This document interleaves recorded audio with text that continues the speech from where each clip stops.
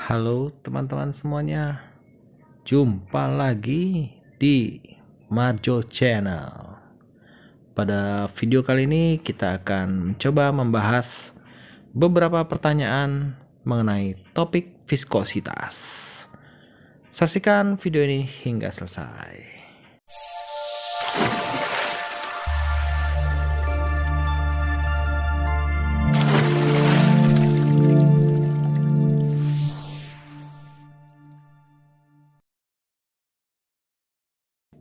Video ini merupakan edisi pertama pada topik viskositas. Untuk edisi yang berikutnya, part 2 dan selanjutnya, akan diisi dengan pertanyaan-pertanyaan yang diberikan oleh teman-teman semuanya. Untuk video part 1 ini akan berisi beberapa pertanyaan. Dan mari kita lihat pertanyaan-pertanyaan tersebut. Pertanyaan yang pertama. Sebuah cairan viskus mengalir pada sebuah pipa dengan diameter D.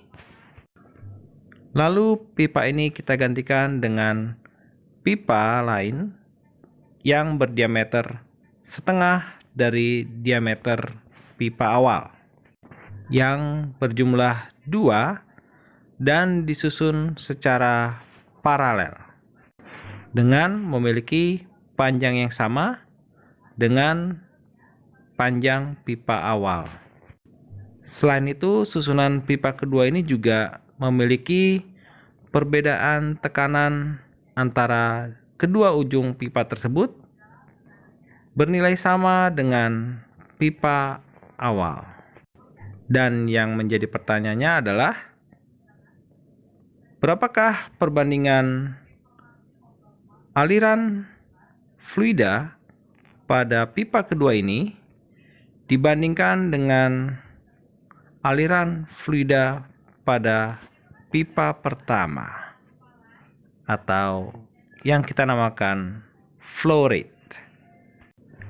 Dalam bahasa kita sering menyebutnya adalah debit.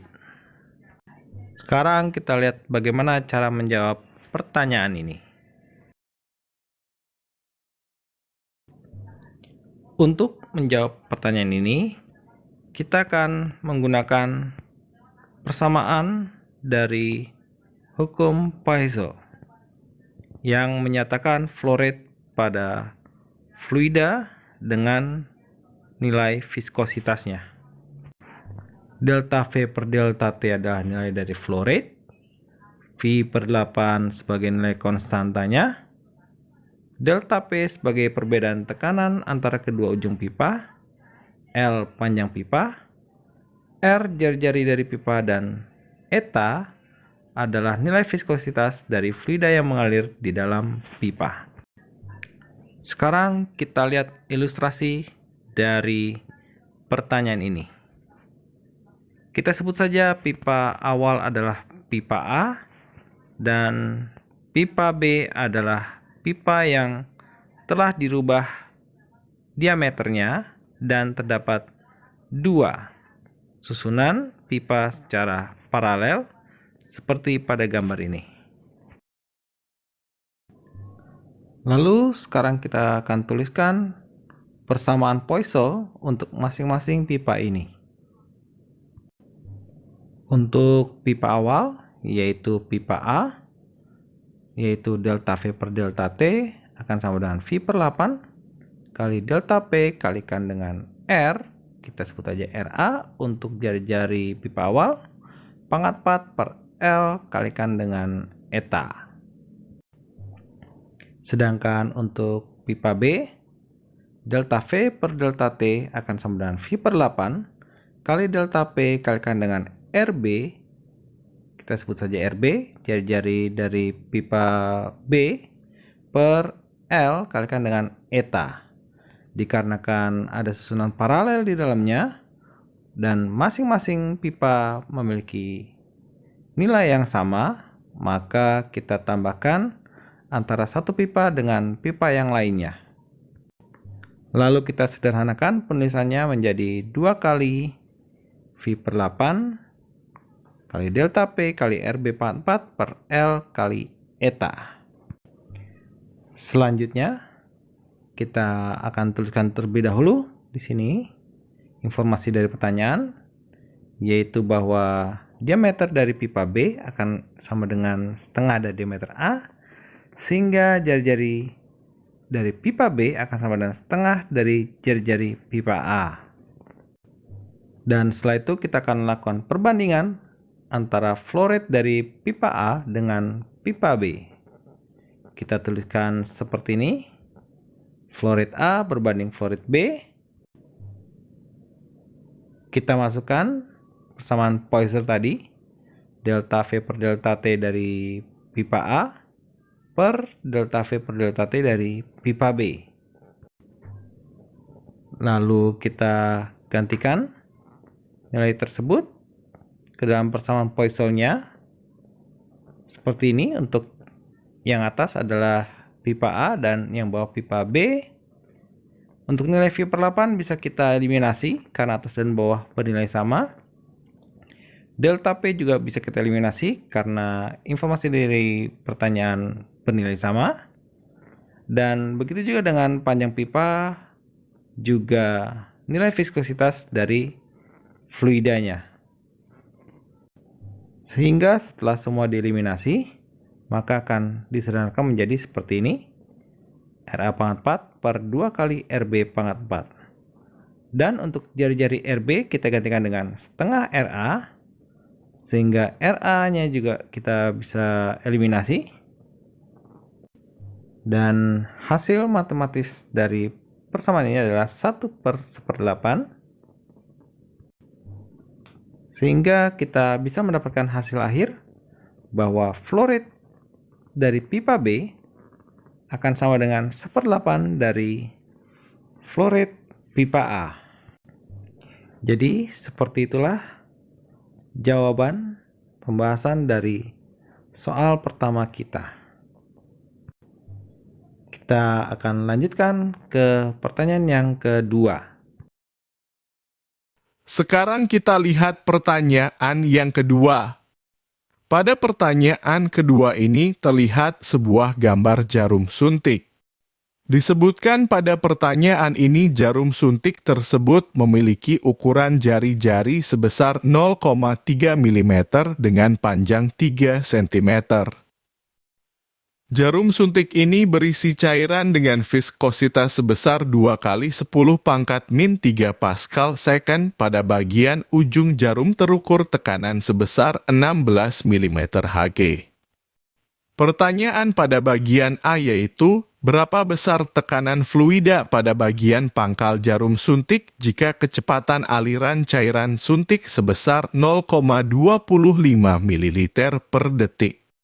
Lalu pada pertanyaan B yaitu berapa besar gaya yang diberikan pada pangkal jarum jika area tersebut sebesar 1 cm persegi? Kita lihat jawabannya berikut ini. Pada gambar diperlihatkan P1 dan P2. P1 adalah tekanan pada pangkal suntik dan P2 tekanan pada ujung jarum suntik. Untuk menyelesaikan pertanyaan ini, kita akan menggunakan rumus ini yang telah kita pelajari. Pertama-tama kita tuliskan dulu data yang didapatkan dari pertanyaan sebagai berikut. Semua data kita konversi satuan ke SI unit.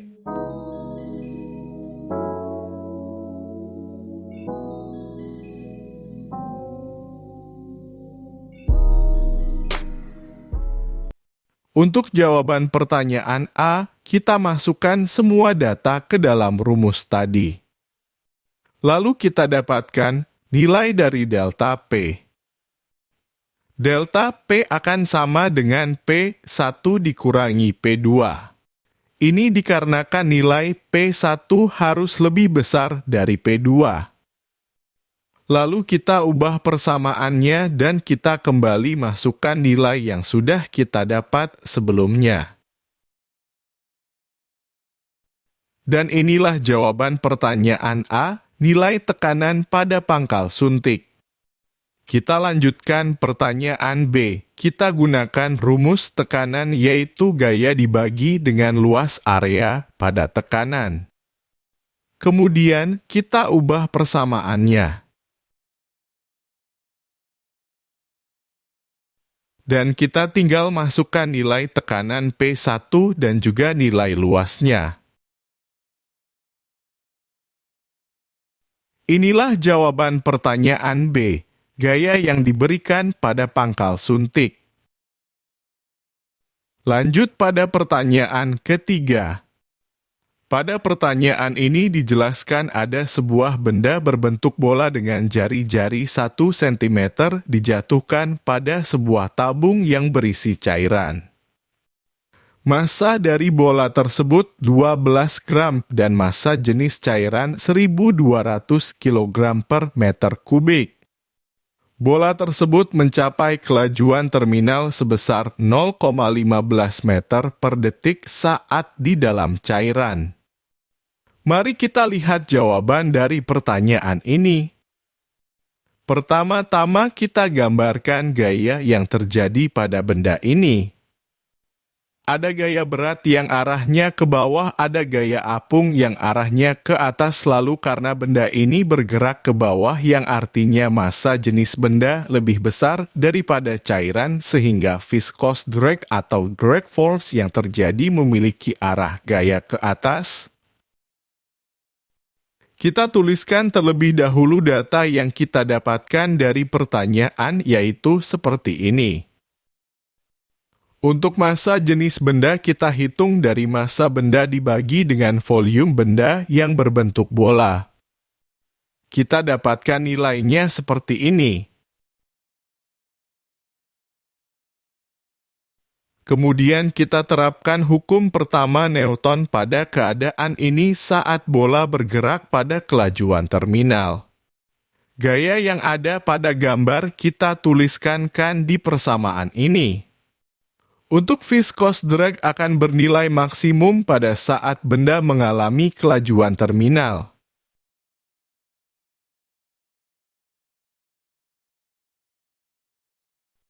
Untuk rumusan, kita gunakan hukum Stokes. Dari persamaan ini, kita dapatkan formulasi kecepatan terminal berikut ini.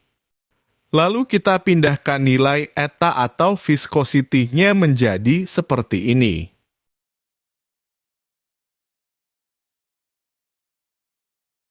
Setelah itu tinggal kita masukkan semua nilai data yang sudah kita dapatkan dari pertanyaan tadi.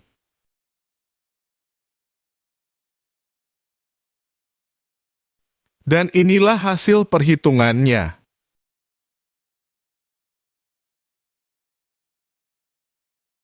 Sekarang kita pada bagian akhir pertanyaan keempat. Pada pertanyaan ini disebutkan ada sebuah gelembung udara dengan jari-jari 1 mm bergerak naik dalam sebuah wadah berisi minyak sayur yang memiliki massa jenis 850 kg per meter kubik dengan viskositas 0,12 Pascal second. Sedangkan massa jenis dari udara adalah 1,2 kg per meter kubik. Pertanyaannya adalah berapa kecepatan terminal yang dapat dimiliki oleh gelembung udara tersebut? Kita lihat jawabannya. Sama seperti pertanyaan sebelumnya, kita menggambarkan dulu gaya yang terjadi pada gelembung udara ini. Gaya berat yang arahnya ke bawah, gaya apung yang arahnya ke atas. Lalu karena gelembung udara ini bergerak naik ke atas maka drag force memiliki arah ke bawah, berbeda dengan pertanyaan yang sebelumnya.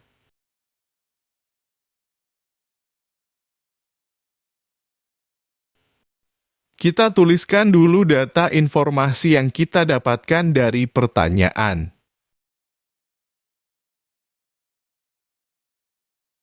Kemudian kita turunkan lagi persamaan hukum Newton dan memasukkan gaya-gaya pada benda ke dalam rumusan tersebut.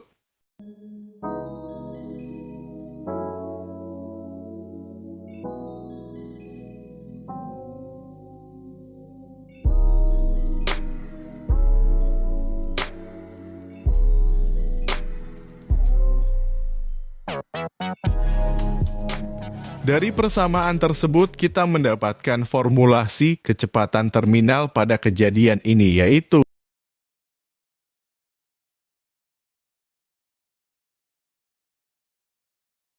setelah itu kita hanya tinggal memasukkan nilai data yang sudah kita peroleh dari pertanyaan. Dan inilah hasilnya, kecepatan terminal gelembung udara pada minyak sayur tersebut.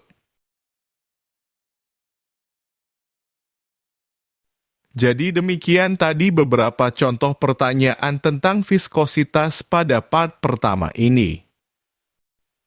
Silakan bagi teman-teman yang memiliki pertanyaan lainnya terkait viskositas dapat mengirimkan untuk dijawab pada video part berikutnya. Jika video ini dapat membantu teman-teman dalam memahami topik tersebut, jangan lupa untuk tekan tombol subscribe dan aktifkan tombol loncengnya untuk mendapatkan video-video terupdate lainnya. Terima kasih telah menonton hingga akhir video ini. Salam Marjo Channel, sampai jumpa lagi.